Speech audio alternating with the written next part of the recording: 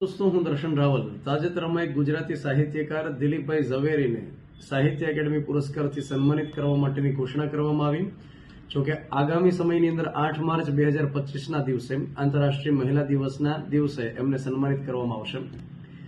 દિલ્હી ખાતે સાહિત્ય એકેડમી આવેલી છે જે સંસ્કૃતિ મંત્રાલય નીચે કામ કરે છે અને દર વર્ષે એ સાહિત્ય એકેડમી પુરસ્કાર ઘોષિત કરે છે।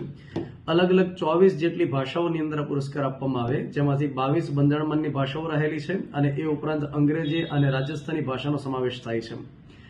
હવે આજે સાહિત્ય એકેડમી પુરસ્કાર આપવામાં આવે એ એવી કૃતિ બદલ આપવામાં આવે કે જે છેલ્લા 5 વર્ષની અંદર પહેલીવાર પબ્લિશ કરવામાં આવી હોય અને એ પ્રકારની કૃતિ હોય, જેમ કે આ વખતે દિલીપભાઈ ઝવેરીને જે આપવામાં આવશે એ કાવ્ય સંગ્રહ છે એમનો એક ભગવાનની વાતો કરીને, તો એ બદલ એમને આપવામાં આવશે।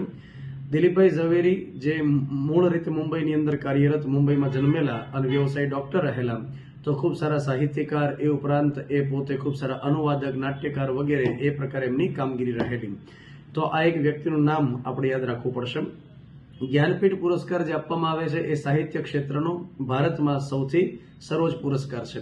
તો જ્ઞાનપીઠ પુરસ્કાર પછી સાહિત્ય ક્ષેત્રે જે બીજા નંબરનો પુરસ્કાર છે એ આ સાહિત્ય એકેડમી પુરસ્કાર છે। 1954માં આ પ્રકારના પુરસ્કારની શરૂઆત કરી। જોકે આપવાની શરૂઆત 1955ની અંદર કરી, પણ એ પ્રકારની સ્થાપના 1954ની અંદર કરવામાં આવી। અને જે વ્યક્તિને આ સાહિત્ય એકેડમી પુરસ્કાર મળે એમને ₹1 લાખ, ત્યાર પછી તાંબાની તકતી અને સન્માનપત્ર આપવામાં આવતું હોય છે।